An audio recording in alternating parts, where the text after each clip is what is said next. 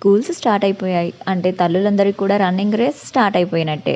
పొద్దున్నే లేవాలి, tiffin prepare చేయాలి, లంచ్ బాక్స్ ప్రిపేర్ చేయాలి, స్నాక్స్ బాక్స్ ప్రిపేర్ చేయాలి. అలాగే ఇంటికి రాగానే మమ్మీ నా కోసం నువ్వేం చేసావు అంటే ఏదో ఒకటి తయారు చేసి పెట్టాలి. సో ఈరోజు మన వీడియోలో ఒక మంచి స్నాక్ ఐటెం కాజు బిస్కెట్స్ని ఎలా చేయాలో చూద్దాం. ఇవి మనం ఒక్కసారి ప్రిపేర్ చేసి పెట్టుకున్నామంటే నెల రోజుల వరకు నిల్వ ఉంటుంది. అలాగే మనం వీటిని ఇంట్లోనే హెల్తీగా ప్రిపేర్ చేసుకోవచ్చు. సో ఇంక మనం లేట్ చేయకుండా వీడియోలోకి వెళ్ళిపోదామా? హలో బ్యూటిఫుల్ పీపుల్, నేను మీ Bhavani Teja. Welcome to my channel cook with me. ఈ కాజు బిస్కెట్స్ తయారు చేయడానికి నేను ఇక్కడ 2 కప్పుల వరకు గోధుమ పిండిని తీసుకున్నాను.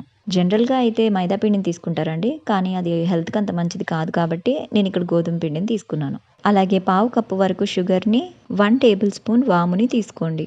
ఇప్పుడు మనం పిండి కలుపుకోవడానికి ఒక గిన్నెని తీసుకొని అందులో గోధుమ పిండి, షుగర్ అలాగే వాముని కూడా వేసుకోండి. ఇప్పుడు ఇందులోనే పావు స్పూన్ చొప్పున కొద్దిగా సాల్ట్ అలాగే కొద్దిగా బేకింగ్ సోడాని కూడా వేసుకోండి. ఇప్పుడు ఒకసారి ఇవన్నీ కూడా బాగా మిక్స్ అయ్యేలా కలుపుకోండి. ఇలా ఒకసారి కలుపుకున్న తర్వాత 3 స్పూన్స్ వరకు నెయ్యిని వేడి చేసి ఇందులో వేసుకోండి. నెయ్యి వేడిగా ఉండి చేయి కాలుతుంది కాబట్టి ఇలా స్పూన్తో కలుపుకోండి. ఒక 3 నిమిషాల తర్వాత వేడి తగ్గిపోతుంది. అప్పుడు మనం మంచిగా చేయితో ఇలా కలుపుకోవచ్చు. నెయ్యిని వేడి చేసి వేయడం వల్ల బిస్కెట్స్ అనేవి క్రిస్పీగా వస్తాయి. నెయ్యి సరిపోలేదు అనిపిస్తే ఇంకొంచెం వేడి చేసి వేసుకుంటే సరిపోతుంది.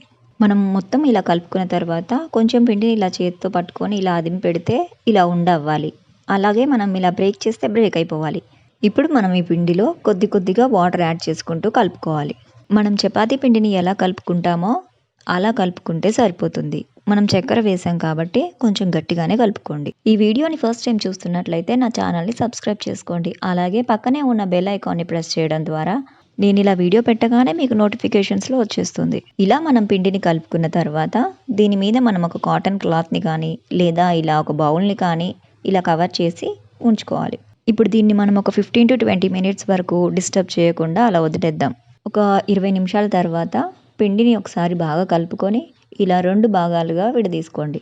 ఇప్పుడు ఒక పిండి ముద్దను తీసుకొని మనం చపాతీలాగా చేసుకుందాం. కాకపోతే ఇక్కడ చపాతీని కాస్త మందంగా చేసుకోవాలి. ఇలా వీడియోలో చూపించిన విధంగా పల్చగా కాకుండా ఈ మాత్రం మందంగా చేసుకుంటే సరిపోతుంది.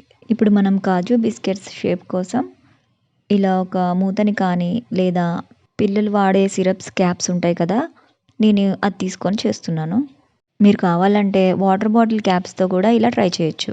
ఇక్కడ నేను చూపించిన విధంగా ఇలా ఒకసారి ప్రెస్ చేసి ఇలా డ్రాగ్ చేసి పక్కన మనం 2 టైమ్స్ ట్యాప్ చేసామంటే అందులోది ఇలా పడిపోతుంది. సో ఇలా అన్ని బిస్కెట్స్ కూడా ఇలా మంచి షేప్ రావడానికి మూతతో ఇలా గట్టిగా ప్రెస్ చేసి డ్రాగ్ చేసి ట్యాప్ చేయండి. ఇలా ఒక లైన్ అంతా అయిపోయిన తర్వాత చూసారా, చిన్న చిన్న చందమామ షేప్స్లో వచ్చాయి. ఇలా మనం మిగిలిన పిండిని కూడా ఒక్కొక్క లైన్ చిన్న చిన్న షేప్స్ లాగా చేసుకుందాం. ఈ మిగిలిపోయిన పిండి అంతా కూడా మనం మళ్ళీ చపాతీలాగా చేసి మళ్ళీ చిన్న చిన్న షేప్స్ లాగా చేసుకోవచ్చు. ఇది రెండవది. ఇక్కడ నేను బాటిల్ క్యాప్తో ఎలా చేయాలో చూపిస్తాను. సేమ్ మనం ముందు ఎలా చేసామో అలానే ప్రెస్ చేసి డ్రాగ్ చేసి ట్యాప్ చేయాలి. ఒక 2 టైమ్స్ ఇలా ట్యాప్ చేసామంటే అది కిందకు పడిపోతుంది. ఇలా మనం పిండి వేస్ట్ అవ్వకుండా మొత్తం ఇలా చిన్న చిన్న షేప్స్ లాగా చేసుకొని ఒక ప్లేట్లో తీసుకొని పక్కన పెట్టేసుకుందాం. ఇప్పుడు మనం స్టవ్ ఆన్ చేసి ప్యాన్ పెట్టుకొని డీప్ ఫ్రైకి సరిపడా ఆయిల్ని తీసుకుందాం. ఆయిల్ బాగా వేడవ్వాల్సిన అవసరం లేదండి, నార్మల్గా వేడైతే సరిపోతుంది. ఇప్పుడు మనం తయారు చేసి పెట్టుకున్న పిండి షేప్స్ని ఇందులో వేసుకుందాం. ఇలా మనం కొద్ది కొద్దిగా బ్యాచెస్లా డివైడ్ చేసి వేసుకోవాలి. వేసిన వెంటనే గరిటె పెట్టి తిప్పకుండా ఒక 2 నిమిషాలు అలా వదిలేయండి. స్టవ్ని ఫస్ట్ 5 మినిట్స్ సిమ్లో ఉంచి తర్వాత మీడియం ఫ్లేమ్కి టర్న్ చేసుకొని ఫ్రై చేసుకోండి. వీలైనంత వరకు సిమ్లోనే ఫ్రై చేసుకోండి, లేదంటే బయట మొత్తం బ్రౌన్ కలర్ వచ్చేసి లోపడంతా పిండి పిండి ఉంటాయి. ఇలా మనం అన్నీ వేసుకున్న తర్వాత వీటిని మనం ఒక సైడ్ నుంచి ఇంకో సైడ్కి అలా ఫ్రై చేసుకోలేం కాబట్టి మెల్లగా గరిటె పెట్టి ఇలా కలుపుతూ ఉండండి. మనం ఇలా గరిటెతో 5 నిమిషాలకు ఒకసారి కలపడం వల్ల బిస్కెట్స్కి బ్రౌన్ కలర్ అనేది ఈవెన్గా వస్తుంది. బేకింగ్ సోడా ఎక్కువైనా లేదా వేడివేడి ఆయిల్లో బిస్కెట్స్ వేసినా పైన పగిలినట్టు వస్తాయి, టెన్షన్ పడకండి. ఇలా మనకి బిస్కెట్స్ అన్నీ కూడా బ్రౌన్ కలర్ వచ్చేంత వరకు ఫ్రై చేసుకోండి. ఇలా అన్నీ కూడా ఫ్రై చేసుకొని ఒక ప్లేట్లోకి తీసుకొని పక్కన పెట్టేద్దాం.